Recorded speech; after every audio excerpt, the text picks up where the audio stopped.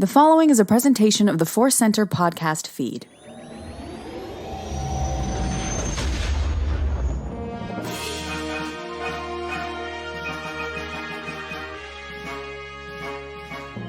From the center of the galaxy, this is the ForceCenter podcast feed, and this episode is Cues of the Force. We are going to take some questions and attempt to answer them. I'm Joseph Scrimshaw.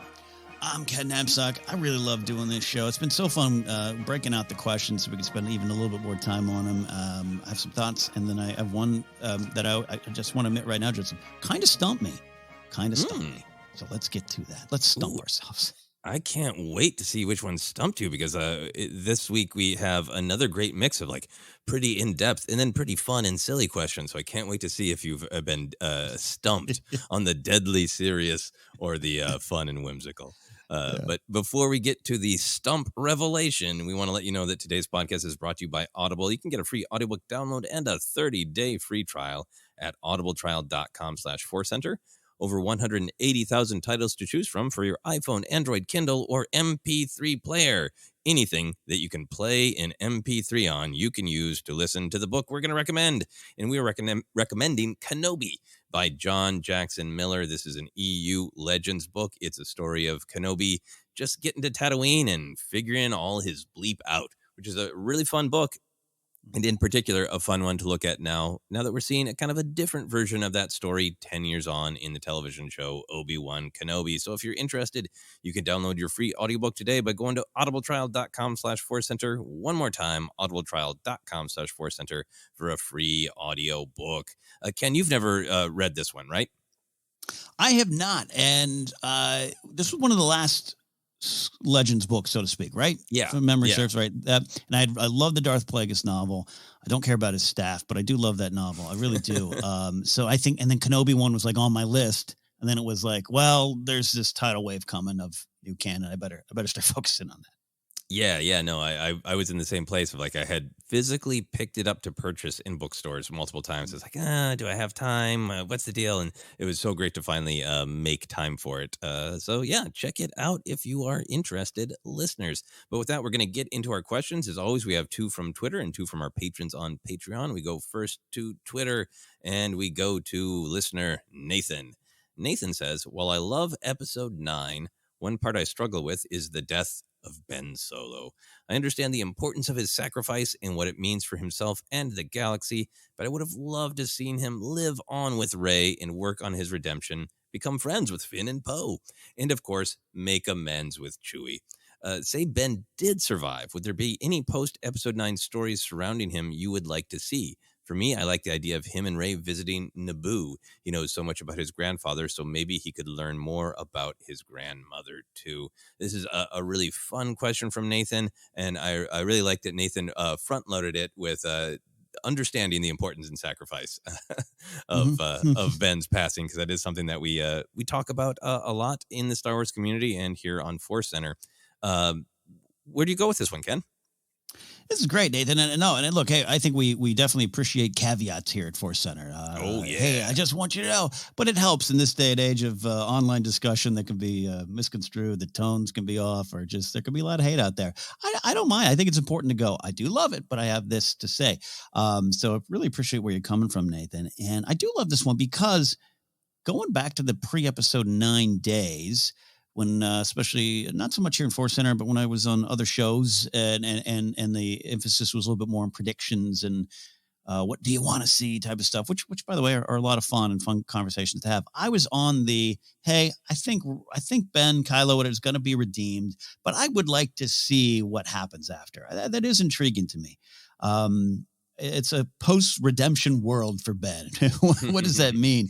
Because I think we're so used to focusing on people's, or we're used to focusing on redemptions. But I wanted to see like people's reactions to him, because like what would happen if Anakin showed up on Endor, half in the Vader suit, smiling through that broken mask, going, "Hey, rebels, how's it going?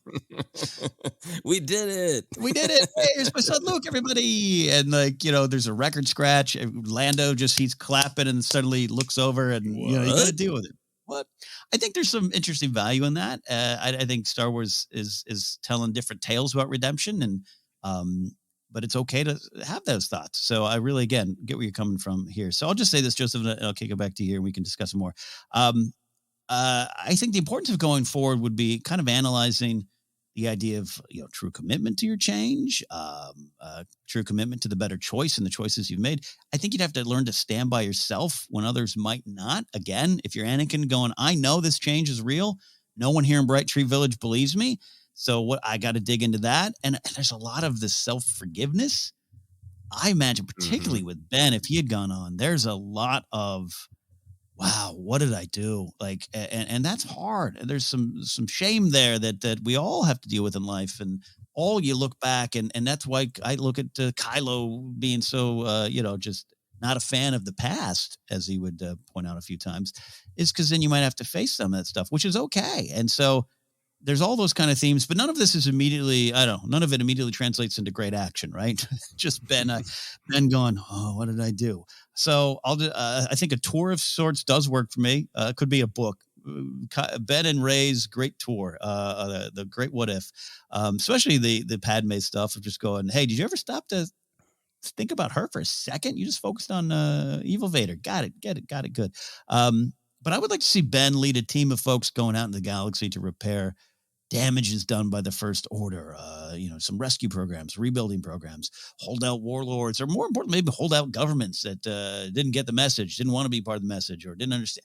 Those kind of things, it might seem like low stakes, but that's big for the galaxy. And so that's where just as a plot, my mind kind of goes to there. So that's my overall take on it. Yeah, no, I think we're in alignment on a lot of it. I think with the kind of as a fan processing Ben Solo's passing, because I was with you. We talked a lot on ForceCenter. One kind of wild prediction I had is like, what if he just ends up on Octo and being like, okay, I made the better choice. I've made this connection with Rey. I've helped her stop the threat of the First Order, the threat of the Emperor. And yeah, it's going to be real awkward if I just try to bounce down to the celebration party and here comes Kylo, the fourth in the hug with Poe and Finn. Like, hey, you physically hurt both of us a lot. Maybe back off, dude. Maybe give us some space. Like, right? You killed Bolio. You killed. Come on, you got to answer for Bolio. It's fun to joke about, but it is a real challenge, right? Yeah, so that was one just kind of image I had of him being like, I will set things right, but I know I need time, and I know anybody else needs time, and just a shot of him meditating, floating above that spire of the light side that Luke was on when he entered the Force. So that was definitely a thing that I had in my head of oh yeah, a different story. Don't need to totally remix all of the reasons that I do like that he passed, the absolute sacrifice, the closing of the Skywalker saga, so it does feel a little bit more like a definitive chapter, and then we're entering this new chapter with Rey. I like a lot of those things, but there's the wanting a different kind of redemption story, because we saw that with Vader, the final act, the final better choice, and then passing into the Force. But then there's also just the Ben Solo's really, really cool. And the little bit of time we got to spend with him is so tantalizing that it's totally understandable, I think, as a fan to want more and imagine more and kind of in our heads, what if more. And to me, that's one of the ways I process this question is I'm perfectly happy with what happened in the movie, but I also understand that desire to be like, I want quality time with Ben Solo, see if he gets more talkative. Yeah. Or if that's just really, he communicates in grunts and smiles now on his redemption tour.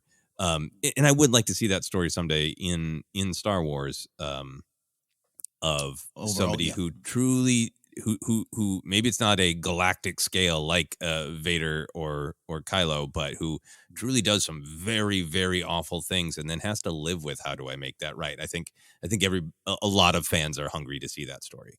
But to go to Nathan's question directly, I actually do have a little bit of hope, depending on when, where, how we ever get more stories with some of the sequel characters. I do think there's room to treat the story differently. He disappeared into the Force, so one would imagine that he is not gone. He just exists in a different way, that he is retaining his consciousness consciousness within the Force. But then we have this whole different idea of how do Force spirits maybe work when it's a dyad.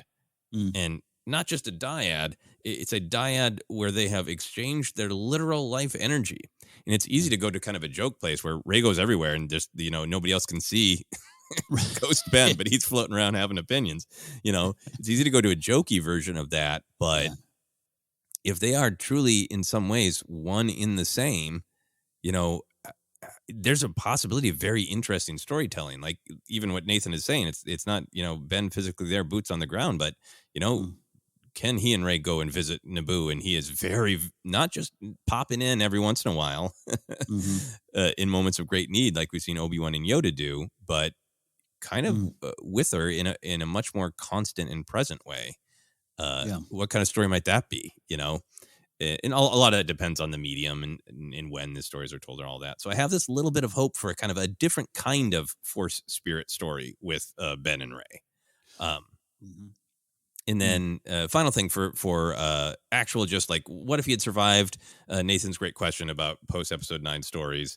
Definitely with you. I would love to see him helping people in the galaxy and humbling himself, right? Because there's a little bit of like, he could absolutely eventually return to being a Jedi and being like, I'm committed to service and I go around but there's a little bit of station to that, right? There's like, I'm a Jedi Knight with a lightsaber. And like, I would love him to just be like, I know that we entirely ravaged the forest on this planet.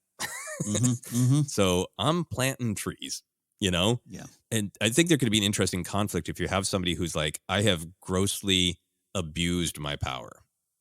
And I know I need to get myself back to a place where I can make good choices about when and how to use my power. And he's just there to plant trees and doesn't want to get involved, but somebody needs help and he doesn't quite trust himself yet. I mean, there's a little bit of poetry here with what we're seeing in the Kenobi show, but I think that would have been a really interesting story. And then I would think a really interesting challenge would be a kind of redemption he could do is help rebuild the school he broke with the Jedi school. But how much does he want to just say, like, Rey, you take it in whatever direction you want, but I'm here to add some pointers or advice if you want. The rebuilding of the Jedi school with a live Ben Solo would be fascinating. Be a great starting point for him there. And I like what you're suggesting of, I don't want to translate it as like a penance, like I can't be a Jedi because of this, but like a little bit of, I need to make sure I can get back to that point or I can take that path too. Forget what other people are looking at. Like, is this, not that he deserves it, but that he just be like, I got to really can't just jump back into a tunic and a blade, It's a longer thing. And I think that's what's fascinating about a lot of our Justice for the Jedi conversations and, when they intervene and what situations and why, the way Luke shows up in the end of, season 2 of Mandalorian's like, I'm here for this child who asked for my help. Looks like you all have a bunch of stuff going on, but I'm not touching it unless you ask me to get involved, right? It's hard choices of when to use your power. And like with what we see of Ben Solo and Rise of Skywalker of like, yes, the greatest threat the galaxy has perhaps ever known is about to win the day. This is not ambiguous that I should use my power and intervene. But if you're in the middle of like some little conflict in a village and like, should I be putting my thumb on this scale? That's really fascinating Jedi philosophy, especially for somebody who's just like, I'm trying to keep my head down and make things right. Yeah, I love that. And I love your idea too of this kind of storytelling in Star Wars, just with any character going forward. And Kylo, Ben, that's a big character, right? Vader, we're talking big characters. So finding the right way to do it, of just analyzing just real change, true change, commitment to change, but also other people's reaction to it. I think it's something we all might deal with in real life. Even I've gone through great changes. I haven't ordered the destruction of 5 planets or been, sat by and watched that. But, looking back, like, been around a bit. I'm in a different mindset than I was. And like, it's easy for me to reemerge to a person I haven't seen in 10 years and say, hey, I think this now. And them go, really? Do you? Well, let me sit with you for a little bit and see if that's true. I think there's some value in Star Wars kind of analyzing that or looking at that. Yeah, absolutely. And I think, something that it isn't, that is the intention of the story. It's not a beat at the end of a story, but that's the point of the story is to watch somebody go through that journey would be amazing. And right now, even if we can't have more Ben Solo storytelling, I would settle for more Ben Solo action figures. Yes. Please. Sell us his awesome shirt with the hole in it. That would be cool too. Ben Solo merch, please. Any other thoughts on this question, Ken? No, love it. Thanks, Nathan. And yeah, get it. And a lot of folks who might feel that they left some Ben and Rey stories on the table. I totally understand that too. I'm like Joseph. I'm really happy with the mythic tale we got in 7, 8, 9 with the character of Kylo. But I understand it. That's the joy of Star Wars. It's always so much rich storytelling there that you might want more. So get it. Yep. And I'm still excited for the possibility of, more Luke and young Ben Solo storytelling as well. So still some hope for Ben and his shirt. Moving on to our next question from Blake Harper. In A World Between Worlds, when Ezra tells Ahsoka to come find him when Palps is attacking them, what do you think he really means? Did they see the finale of Rebels while wandering? Dave will be Dave with double meanings. Interrobang? Yeah. I think this is a great question, and we've got that great moment when Ezra tells Ahsoka to come find him when they split up. I like Blake's great joke here about they saw so many moments in there. Did they see the end of Rebels? Yeah. And Dave Filoni is Dave Filoni trying to have a double meaning, or is it a happy accident? Ken, what are your thoughts on this one? This is the one that kind of stumped me. I'm going to be honest here. Ooh, this is the stumper. This is the stumper. But one of the reasons is it's been a while since I've taken a pass through this episode and lived with it. I love World Between Worlds. I talked a lot back in the day about it, but you and I were talking even off air, Joseph, to pull some of that conversation into the podcast here, Dave. Just like this episode, there's some wonderful relationships with fans in this episode, right? This is a pretty powerful episode. It gets mentioned a lot. Sometimes I wonder if it's mentioned, I don't know, in the way the episode was intended. I think there's a lot of themes in there to explore. Sometimes themes get left on the table and the plot mechanics get pulled forward. So I went back and watched the episode today, and it was weird almost kind of watching this out of context episode because I haven't lived with Rebels in a bit, right? Just the entire series. Where I was just like, I don't know what he means. I think it might be, it's definitely not Dave going, hey, in a few years, I'm going to have a sequel on Disney Plus. It's not necessarily that, but it's a little bit of, I don't know. To me, it was I'm thinking of some stuff Yoda told Ezra about how to fight and why we fight and the reason and choosing the best way to approach it, and him learning from Kenobi, this is not where you belong. This is your path somewhere else, and just him kind of in that moment separating a little bit, being able to let go. He's at the big moments with trying to save Kanan, and Ahsoka's kind of giving him the big lessons there. So there might be just kind of like, you go your way, I'll go mine, and then come find me, and let's do this together when your quest is over. And I've still got mine, and there's stuff like that. But then being so far removed from the episode in the run of the show, I was like, man, was there something I'm missing before that I couldn't recall? And that's where I'm just a little honestly slumped, Blake. So I did not do a full rewatch of the episode. I watched like the last 10 minutes to sort of refresh, as I've done a couple times to remind myself of like exactly what sort of visual are we left with right. Ahsoka. Because there is so much ambiguity in Ahsoka steps through the portal, but at what time, and how long is she stuck on Malachor, all that kind of stuff. The way I took it, just watching it again, is that from Ezra's perspective, it is, to me, it was about, this episode is a little bit of Ezra going through the attachment journey, right? That's one of the things that's going on. That's the temptation of the World Between Worlds, is to bring Kanan back. He happens on Ahsoka, and that is this different kind of moment. You get the sense that was kind of a moment that was always meant to be, whereas doing something about Kanan's passing is a temptation toward negative attachment, and he needs to learn to let go, and Palpatine is using this pain to possibly get this horrific power. So I kind of took it as Ezra's gone through this lesson where he knows he needs to say goodbye to Kanan, as he does at the very end of the episode. But Ahsoka is still alive. And I just took it as like a friendly, like, we got to go our own ways now. You got to step back to wherever you're meant to be now. But a healthy attachment of like, but I care about you, Ahsoka. Come find me. It really felt like we're going on our different paths, but I really want to see you again, it felt like Ezra very casually kind of demonstrating, I get the difference between caring about your people in the moment versus being so afraid of loss that you need to do dangerous or unnatural things. This is great. I love it. This is dare I say, like a healthy connection, right? A healthy attachment, but a healthy connection. It's like you and me at Star Wars Celebration. Joseph, you going to look at figures? I'm going to go get a hot dog, and love your brother. I'll see you in an hour. Like, it's a little bit of that energy, as opposed to like, I'm afraid of losing you, so I'll go to the hot dog stand with you. Because what if we can't find each other again? Or never see you again. Yeah, exactly. It's about the difference. I mean, Rebels is a show about. In many ways, I think I need to spend more time with it, but it's about connection. It's about found family. That's why people love it so much, I think. Totally. And I think it's, and Ezra's having this sort of epiphany about what his journey is, which is to save Lothal, right? To save that part of the galaxy, and that will make a difference, and that's big enough. He doesn't need to fix everything and save everyone, right? Yeah. He needs to do what he is meant to do. So a lot of it is about caring.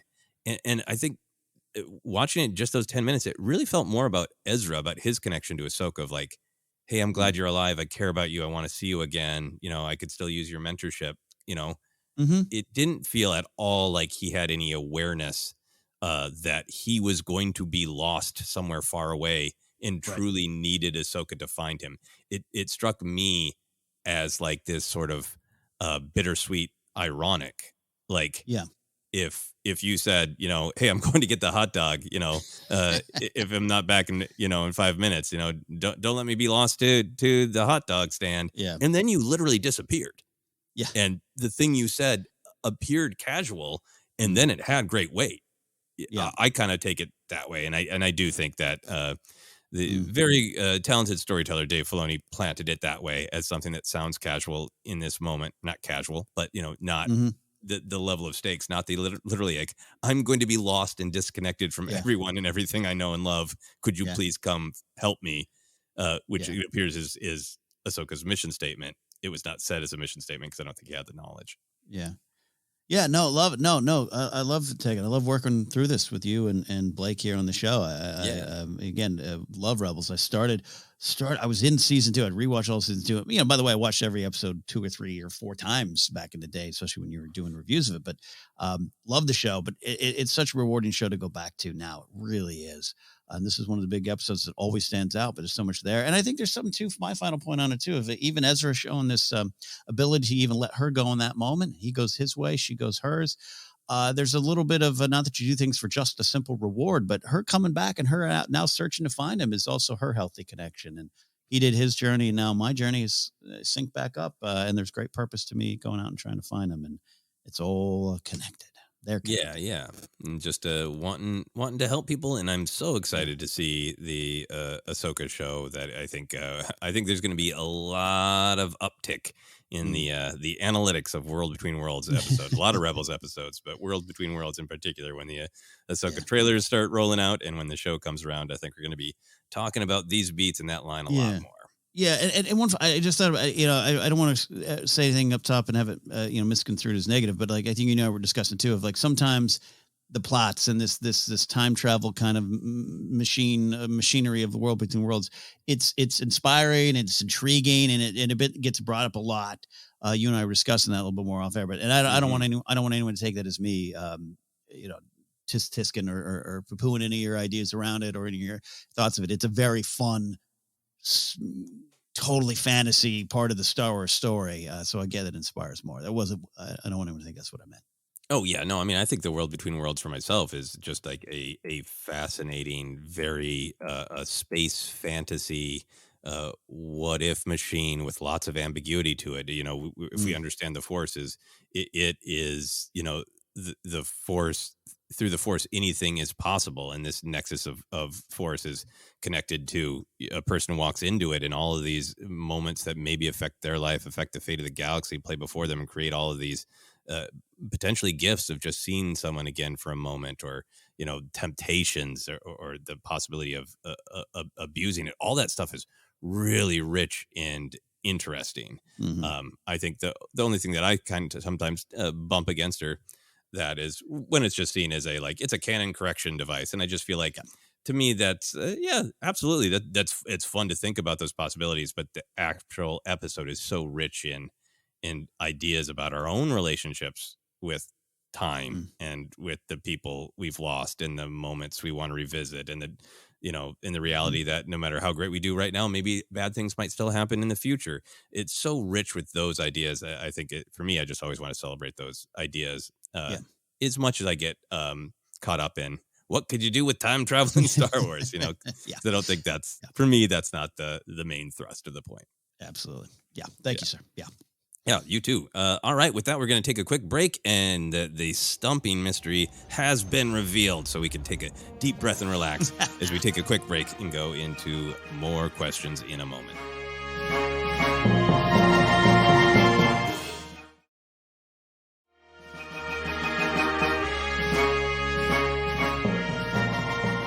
And we are back to take our 2 questions from our patrons on Patreon. We go first to Jay.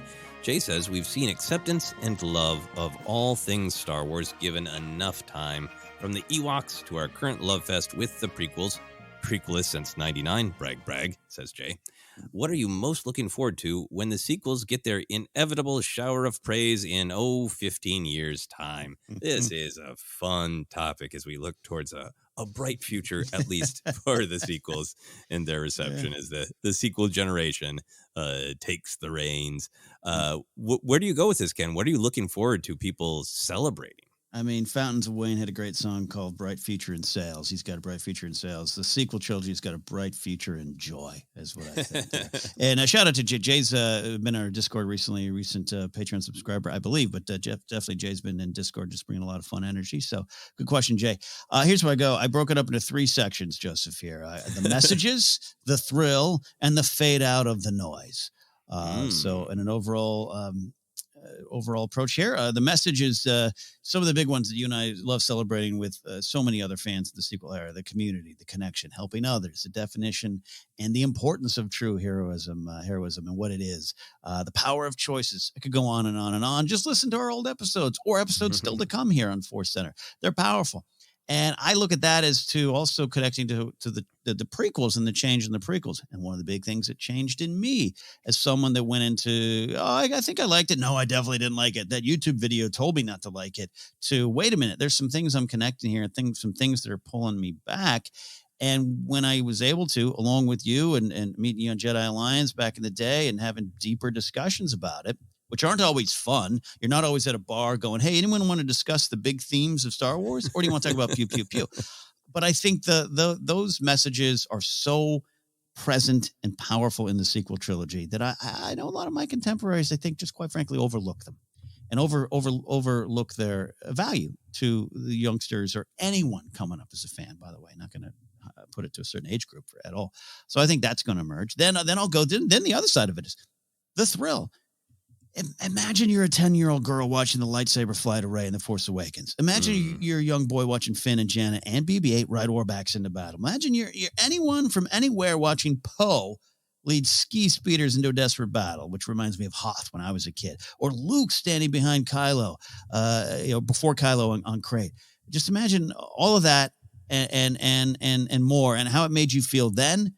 And if you're a certain age, again, 10, and now imagine you're 25 or 30, and that is the Star Wars you fell in love with first. That is going to lead us forward. That is going to bring new energy to the sequel trilogy. And then the final thing is the fade out of that noise. Excuse me. I almost said noid, like the old Domino's pizza. Domino's pizza commercial. But the fade out of all of that. It doesn't mean that all the criticism isn't, valid, right? I mean, there's still some things to talk about the prequels, original trilogy, any Star Wars, anything. We totally get that. It's not that will just move away. It's just, I think the passion and attachment to hate will wane a little bit. And as these voices emerge, and these voices are the ones who are now, I think of, E.K. Johnston getting to write the Padme novels after being that girl who saw Padme and was like, oh, I'm inspired by this. Hearing Leslie Headland, who is, and a just slightly younger generation than you and I, Joseph, going, oh, yeah, the legend stuff or the prequel era. Oh my gosh, that was my Star Wars. That got me into it. And I'm so excited for the Acolyte because that is a new voice. And so that's going to happen. And I'm not just talking about in Star Wars, but you're going to see a filmmaker at 30 going, oh yeah, I was 12 when Force Awakens came out, and man, that made me want to do this swashbuckling movie I'm doing here on Netflix too, because I'm predicting a Netflix too. You know what I mean? So I think those are the big things, and I'll concede the floor here. That's what I think is going to happen. Yeah, no, absolutely. I think just hearing the perspective of people who grew up with it, people who got to see themselves in Rey, Finn, Poe, maybe people who saw a cautionary tale in some of Ben's bad choices as Kylo. I think is people getting older and we're talking way in the future, but like I think more people embracing the story of the older generation of knowing what that feels like to like, we won a hard fought victory and now we need to fight it again. I saw a couple of those tweets earlier today from people, of our generation, Ken, who felt like our generation, broadly speaking, fought for more inclusion, acceptance, understanding, and we're really having to fight those exact same battles again right now. Right. Because it's not a one and done. It's and I think the story that is represented by the older generation of characters in the sequel trilogy of the Luke and Han, Leia and Lando, Holdo, all those people who've like, we've been through this before and we don't want to have to do this again, but we do. I think that story having more appreciation and resonance will be great. Great point. I think really just people appreciating that the arc of the story does work very well, in my opinion. And hey, you know what? Somebody could sit down and watch it 15 years from now and think it doesn't work. I think it works very well. I think some of the things that were really, really fun to debate and wonder about, or even, you end up reading some of the interviews from various creators and, that maybe there was some push and pull behind the scenes. I think all of that is going to fall away when, a 10-year-old just watches all three in a row without the room to have those debates, without getting emotionally involved in those debates, without even the knowledge that those debates or interviews happened. So like the emphasis on the mystery of who Rey's parents are, being frustrated that Snoke died and then was revealed to be a puppet of Palpatine. I think all of that stuff will be as accepted as Luke and Leia being siblings. And, having grown up with the original trilogy, that was a big gear shifting, record scratching left turn to people back then. And it was debated about and joked about, and it's still joked about. But it wasn't, it's just accepted. That's the story of Star Wars. Right. And you can still have debates and discussions with fans if you want to really get into the history of it, of when did Lucas decide what and how, but it's just like, that's not it isn't like, oh man, I want to have a conversation about the original trilogy, but somebody's going to be really mad that Luke and Leia are siblings. Like, it's just not, it does happen. Yeah. It's not a fight, it just, it is. It just is. That's the story of Star Wars. And I think people sitting down and watching the sequels with they finished Last Jedi and hit play on Rise of Skywalker, it's a totally different perception of like, oh, cool reveal that Snoke was a puppet of Palpatine this whole time. Yeah. And seeing what people think of the story when they're not as distracted by some of that stuff. And again, as always, totally possible that people years from now will still have issues with some of those things. I'm just talking about, kind of a different way to process them. Well, yeah. I'm sorry. Yeah, no. I this is I love this stuff too, because the fade out of the noise. It's just it's not to invalidate anyone's good faith criticisms at all. It's just I one of my big frustrations the last few years is just sometimes just certain narratives. I'm not going to say agendas, but certain narratives come out of some of the punditry around these films, and that becomes the story to people who just aren't even watching those channels or clicking on those tweets, articles or anything. They're just like, oh, I heard, right? It's I heard this movie had reshoots, right? That's a standby joke we might make of Rogue One or Solo. And so therefore, I guess it's bad, right? And I just think a lot of that just naturally fades away. A friend of mine was, he's pals with the lead singer of My Morning Jacket, one of my favorite bands. He's a huge Star Wars fan, but he doesn't watch them every week like we do, or every month when they come out. he sat down and binged him at the beginning of the pandemic and texted my pal and was like, "Oh man, Solo was fun." And you're telling me people they didn't like that? Not in a YouTube-y fight way, but just like a really curious. Okay.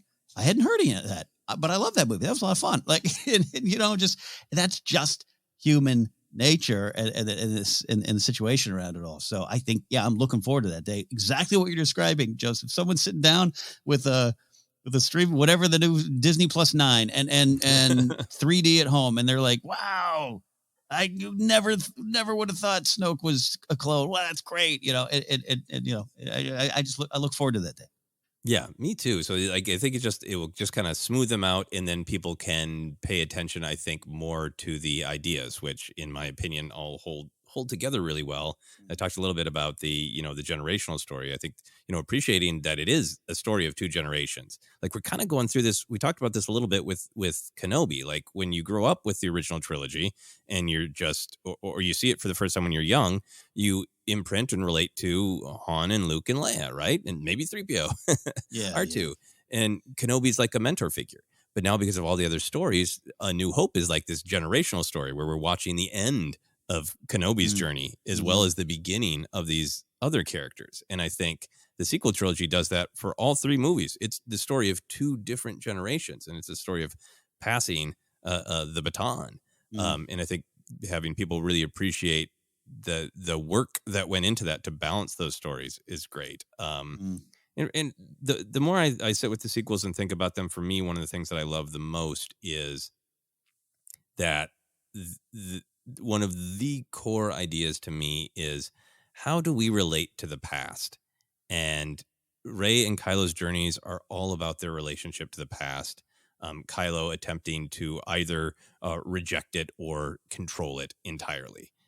Rey needing it and not willing to stand on her own 2 feet, but needing to be defined by the past. And both of them finding a way forward and finding a healthier, perspective of how do you deal with the past. You learn from it, you accept it, and you try not to repeat the mistakes of it, but you have to go forward. You have to stand on your own 2 feet. You can't be defined by it, and you can't deny it. It's there. It's real. Yeah. So you got to find a way to make it a part of you, but not all of you. Like, all those things are so rich and interesting, and just every beat, every choice to me with Rey and Kylo's journey, it's about that. And I think it's really powerful, and I look forward to the time where we aren't as distracted about the real life, who should have directed which movie. And we're talking about the ideas, Yeah. Yeah. Because like, even with the prequels, it used to be, the conversation used to be, George Lucas absolutely should not have directed those films. This is what happens when you're too powerful to have anybody else around you. There's no one to say no to your bad ideas. He should have been reined in. Like, and I know some people still hold those opinions, but that's not the conversation in the fandom. The conversation is the ideas and the beats and the characters, Right. Yeah. And look, Rick McCallum's gum chewing was powerful enough. Absolutely. Yeah. You had some great specifics, so I'll say these really quickly. Just some specifics once we get past some of the up and down votes in debates. Yeah. I know you're a big fan of it too, but just the greatness of the Kylo Palpatine mini horror movie at the beginning of Rise of Skywalker. I want people to just celebrate that. I want people to project that on the side of their houses on Halloween night. I want people, and I know some people are out here, but I want people to be like loud, proud, Claude stands. I want like Claude to have a Dexter Jester arc. I was just going to say that. Yeah. Brian Ward Jr. is going to make some Claude art, or maybe still Brian Ward a year from now.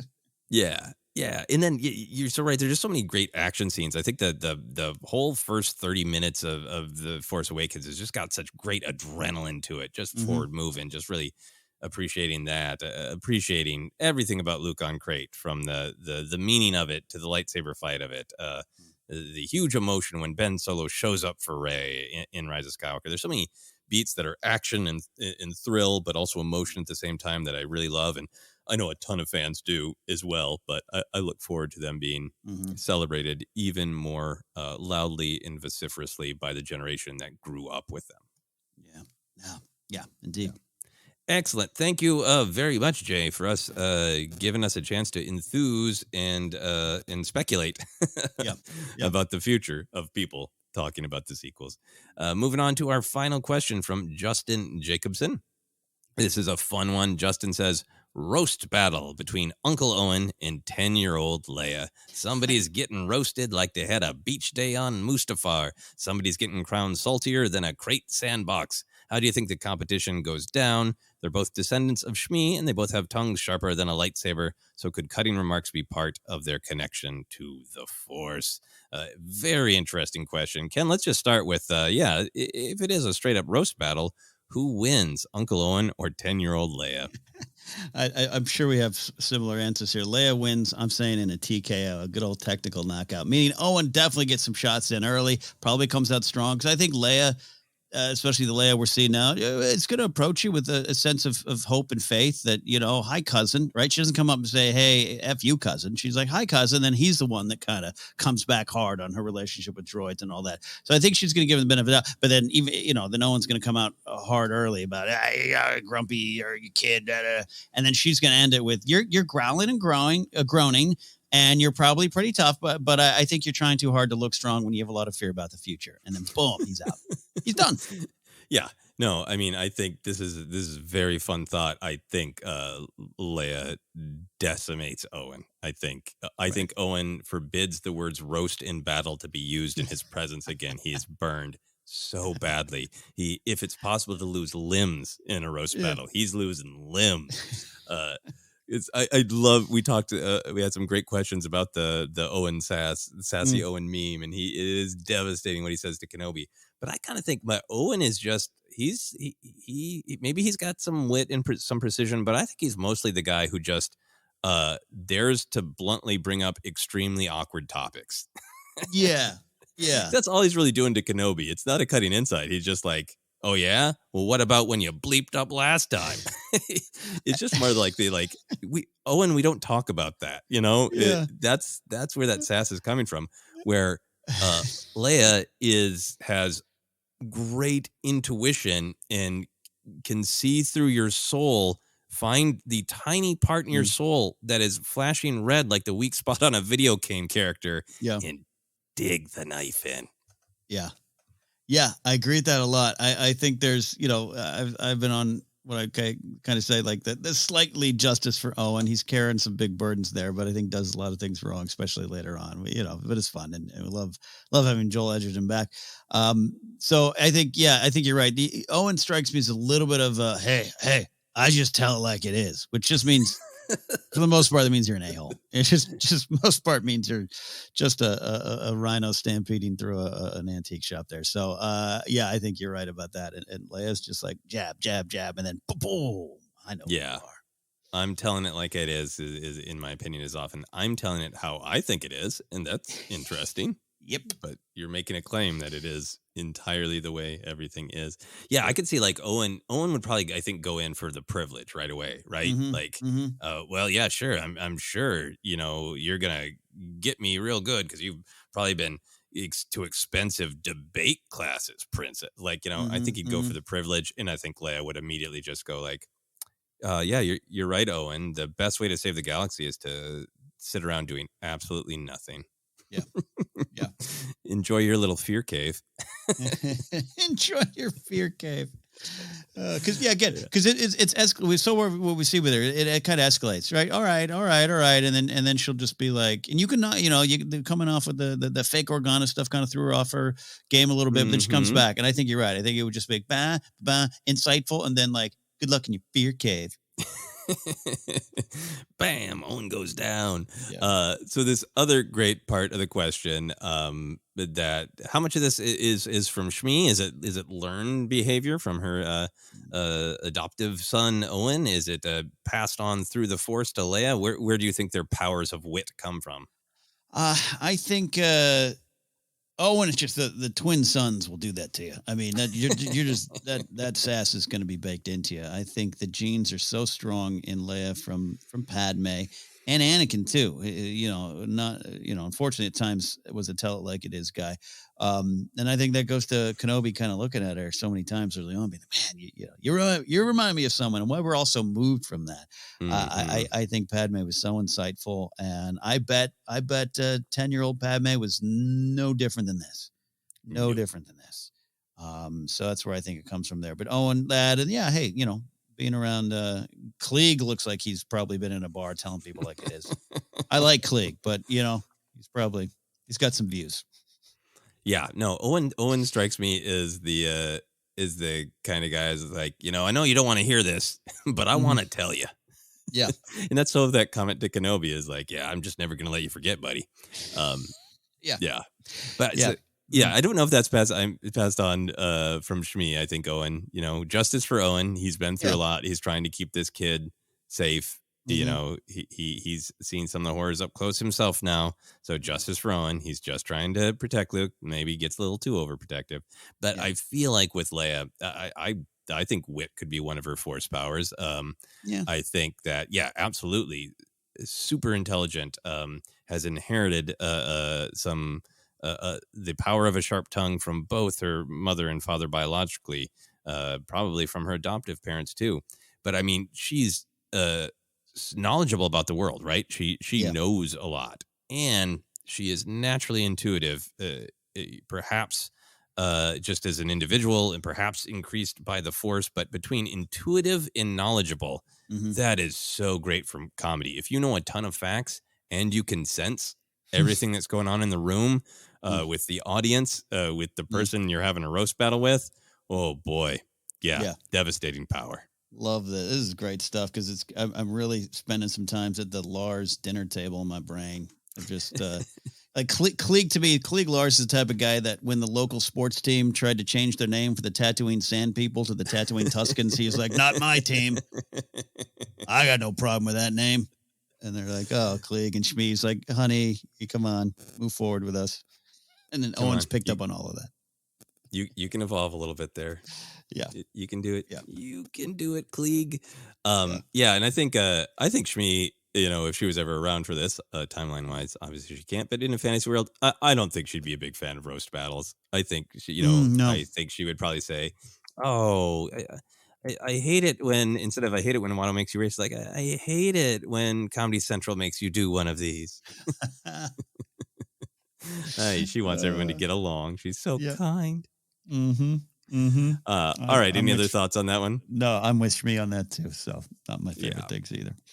Thank you, Justin, for the real fun question to round out our episode. We also have a new Power of the Light side. If you have not heard one of these before, what we've done is we have posted on Patreon a post asking for people to share something they love about Star Wars. It could be big picture. It could be a character. It could be a moment from their own lives. We know that there is a lot of talk out there that can be angry. It can be negative. We always, even when we're critical, try to stay positive and celebrate the good spirit, the light side of Star Wars. And we thought this is another way that we can do that every once in a while, is asking our patrons to share something that they really got from Star Wars in a good way. So if you're a patron and you're interested, go look for that post. But for now, we're going to share this Power of the Light side segment from Ben Potter.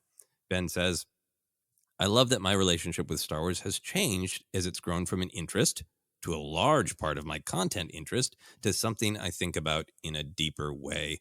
Also, I love that Star Wars is still for kids. Having 2 children that have become, with only a little nudging, big Star Wars fans is unbelievable. To talk about the base level coolness and deeper ideas of Star Wars was something I never had, and to have that with my kids is wonderful." That is a great Power of the Light side. Ben going on his own journey of becoming more and more involved in the galaxy far, far away, more affected by it, and then having another generation come with him is awesome. Any thoughts on this, Ken?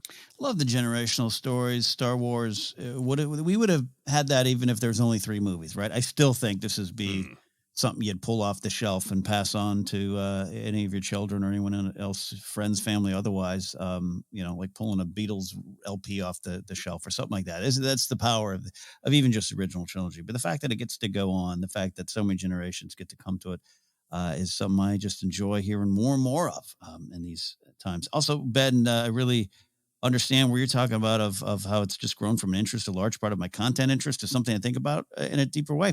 That's just where I'm at. And Star Wars has been in my life from the beginning. And despite a couple eras where it faded into the background a little bit, I still had toys on my shelves and still talking about it, since 2014. It's been, reached a new level I never would have thought would have happened. But I'm with you.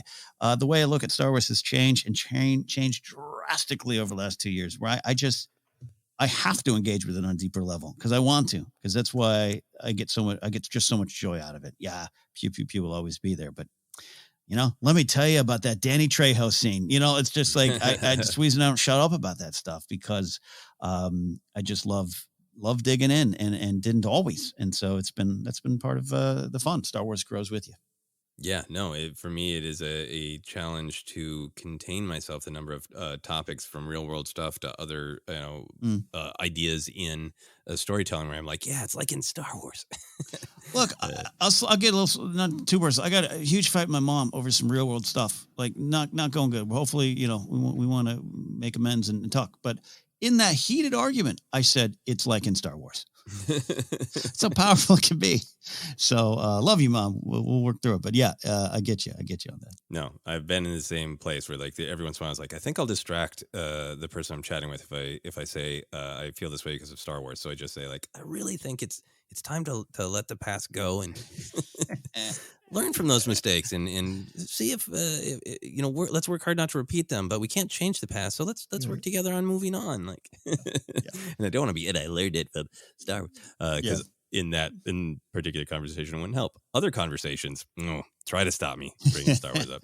I also just really appreciate Ben sharing the experience of what it is to share, as he says, the base level coolness and deeper ideas with children. I don't have children, but I've had the opportunity to do that a little bit now and again with nieces and nephews. In particular, one of my wife and I's niece is a avid reader, became interested in Star Wars, and their family was going to Walt Disney World and going to Galaxy's Edge. So it was really great to be able to send her for a holiday gift the Black Spire book and be like, you should read this before you go. And then the next time we saw her after she read Black Spire and went to Walt Disney World and Galaxy's Edge, there we were able to have a great conversation about the base level coolness and the deeper ideas, and about like how that the story of the Resistance building that base, how it might enrich the ride and all that kind of stuff. And it was a great little insight for me, who is not a father, into the kind of wonderful journey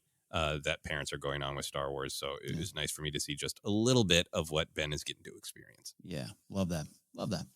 Yeah. So thank you very much, Ben. Again, if you are one of our patrons, check out the posts. And if you want to share a Power of the Light side, please do. But for now, we want to thank everybody else who sent stuff in. Justin, Jay, Blake, and Nathan. That is it. Ken, where can people find us? Hey, we can be found on Twitter at ForceCenter Pod. We're on Instagram and YouTube as well. Facebook page is ForceCenter Podcast. We're available on Acast, iHeartRadio, Apple Podcasts, and more. If you're listening to us on a spot that allows you to rate and review, hey, we'd be really appreciative if you did that. It helps the show grow, algorithms and whatnot. Merch available at tpublic.com/user/ForceCenter. And you can support us directly by going to patreon.com/ForceCenter. From there, you get into our Discord, where a lot of times I'm there all the time, but sometimes it's like late at night and I'll pop in there and just kind of feel like I'm in there too much, like almost getting too happy or sometimes too grumpy. And thank you all to our Discord people who are like, no, great, hang out with us. A lot of fun, but hey, get in there if you want. Find me at Ken Napzok or go to my website, kennapzok.com, for a lot more. I say it a lot here, but one of my passions right now is my music show, Pop Rock and Radio. Having a lot of fun with it. It's on Mixcloud, which is a whole nother thing you got to download and sign up and get on board with. But hey, if you get there and you like music, rock and pop fun, we have a party every Saturday night. Follow me over there on Mixcloud. That's it for me. Joseph, you. Yeah, you can find me on Twitter, Instagram, TikTok is at Joseph Scrimshaw, and you can check out my website, josephscrimshaw.com, to links to all of my other stuff. In particular, if you want to check out my other podcast, Obsessed, this week's episode is my wife, Sarah, interviewing me about my obsession with the character of Obi-Wan Kenobi, if you want some more Star Wars talk, and that gets into some real-life stuff as well, so check that out if you're interested. But for now, for myself, for Ken, for Leia's power of comedy, this has been ForceCenter.